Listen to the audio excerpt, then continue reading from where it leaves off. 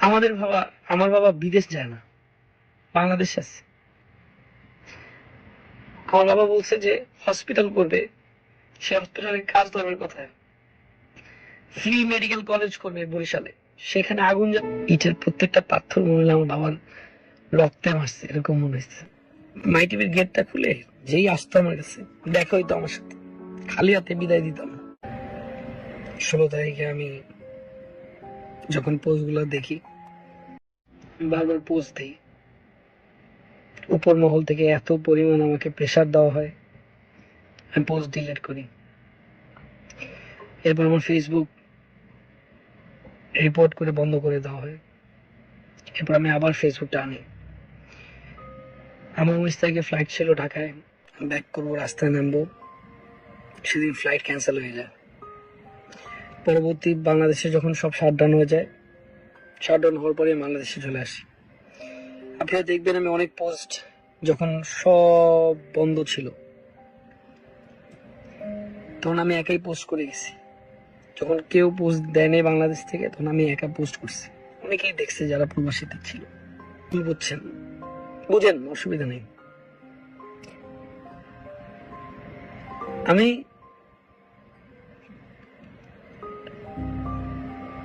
আমার দোষ থাকলে শাস্তি আমি পাবো। আমি যতবার দেখছেন আমার ইনস্টাগ্রাম পোস্টে, যদি কেউ দেখেন, দেখবেন আমি একটা ছবি ছাড়ছি যে আমার মাথায় পিস্তল ঠেকানো, আমার মুখ আটকায় রাখানো, আমার এই ডিপার্টমেন্টে যে আমার কৈফত দিতে হয়, আমি কেন এই লাল ছবি দিছি, আমার অমুক রেজিয়া বলতে হয়, অমুক রেজিয়া বলতে হয়, তমুক রেজিয়া বলতে হয়, এক একজনকে এক এক কৈফত দিতে হয়। কিছু এলেই থ্রেট, টেলিভিশন বন্ধ করে দিবে, টেলিভিশন বন্ধ করে দিবে। কিন্তু আমার টেলিভিশন আমাকে কথা বলতে দেয়নি, কিন্তু আমার টেলিভিশন ঠিকই কথা বলছে। আপনারা যে কোনো ধরনের প্রুফ যদি চান দিতে পারবো। আমি আজকে কেনই কথা বলছি, আমার কিছুক্ষণ দেন, এরপর আর হয়তো আমি আর কোনোদিন কথা বলবো। আপনারা দেখবেন সব স্টুডেন্টদের যেটা যেটা অরিজিনাল সব নিউজ ছাড়ছে। আমার বাবার নির্দেশনায় বলছে স্টুডেন্টদের রাইটে সব ছাড়ো, দরকার টেলিভিশন বন্ধ। 9 দফা দাবিতে কেন্দ্রীয় আমাকে কথা বলতে দেয়নি, কারণ তারা মনে করতো যে আমি যদি কথা বলি তাহলে 2,000, 5,000, 40,000 মানুষ আরো ইনফ্লুয়েন্সড হবে। আমাকে এরকম বোঝানো হয়েছে যে তুমি যদি কথা বলো অনেক মানুষ মারা যেতে পারে। চারদিকে মেন্টাল প্রেশারে ছিল, দেশে আসতে দিবে না। তাও আসছি, আসার পর বারবার আমি আপনাদেরকে ইশারা ইঙ্গিত দিয়ে বুঝাইছি যে দেখেন, একটা মানুষ যখন একটা স্ট্যাটাস দেয়, সে ডিলিট করে কখন,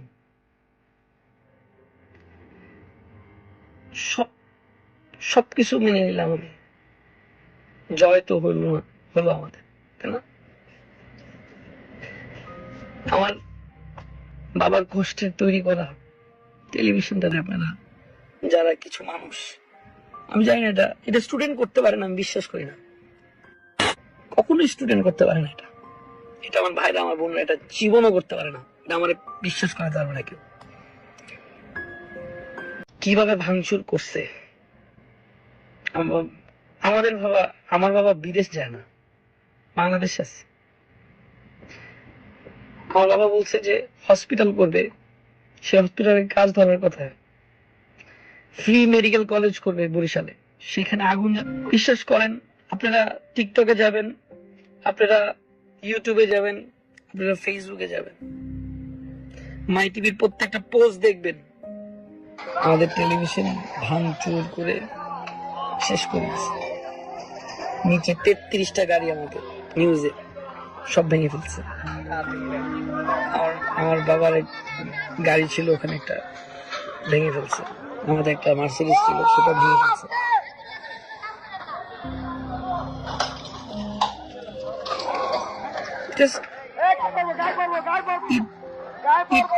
মারছে আমার বাবার এক একটা বুকে লাগছে, রক্তে লাগছে।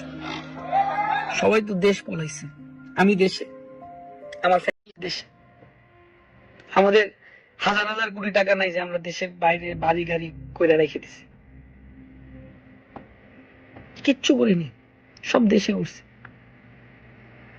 যে গেট খুলে আমি এত হাজার হাজার মানুষের ট্রিটমেন্ট করছি, এত হাজার হাজার মানুষের কোনোদিন বিকাশ নাম্বারে বলি নাই যে আপনি আমার টাকা পাঠান। আমি বন্যায় আছি বিকাশ নাম্বার দিচ্ছি টাকা পাঠান, এই কথা কোনোদিন আমি বলি নাই, কোনো জায়গায় না, কোনো জায়গায় না। আজকে আমার মাই টিভি ভাঙা ভাঙচুর করে, এডিট প্যানেল, নিউজ ডিপার্টমেন্ট নিচে ভাঙচুর, গালাগালি, দালাল সরকারের।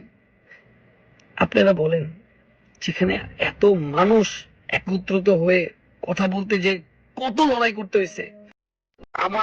আমি একটা মানুষ যে আমি এতবার ইনডাইরেক্টলি পোস্ট করছি, ডাইরেক্ট পোস্ট করছি, আমাদের ডিলিট করাতে তাদের কতটা প্রেসার করছে আমাকে ক্রিয়েট করতে পারে সেটা চিন্তা করে। আমি গার্ড একটা আসি নাই, আমি গার্ড একটু আসি। আপনারা অনেকেই বলতে পারেন যে তৈরি আফ্রিদি বাঁচার জন্য আসছে, আমার দরকার নাই। আর আমার ফেসবুকও দরকার নেই, আমার ইউটিউবও দরকার নেই। আপনারা আমাকে অনেক হেট করেন, আমি তো অপরাধী যে আমাকে প্রেশারাইজ রাখছে, কিন্তু আমার টেলিভিশন ঠিকই কাজ করে গেছে। আমি ইউটিউব সব জায়গা থেকে আমি চলে যাচ্ছি। একটা বার আমার টেলিভিশনটাতে দেখেন, রাত্রেবেলা আমার শো অফে 10 জন পিস্তল নিয়ে আসছে, আইসে গুলি ঠেকায় দে, শো অফের মাল আগুন জ্বালাই দিছে। আমাদের শো অফের কম্পিউটার, মাই টিভির যত এডিটিং কম্পিউটার যা আছে লুটপাট করে নিয়েছে। এটা কোনোদিন একটা স্টুডেন্ট করতে পারে না। 13 বছর আমি আপনাদের সাথে ছিলাম, আছি, থাকবো। আমি বারবার আপনাদেরকে, আমি কতবার যে কত ডিপার্টমেন্টের অফিসে গেছি সেটা আপনারা একদিন জানতে পারবেন। আমি আরো অনেক কথা আছে, আমি বলবো একদিন, আমি এগুলা এক একটা স্টোরি বলবো। আমার সাথে এই কয়দিন কি কি হয়েছে আপনারা জানেন না, সব বলবো। কিভাবে প্রেশারাইজড হয়েছি আমি,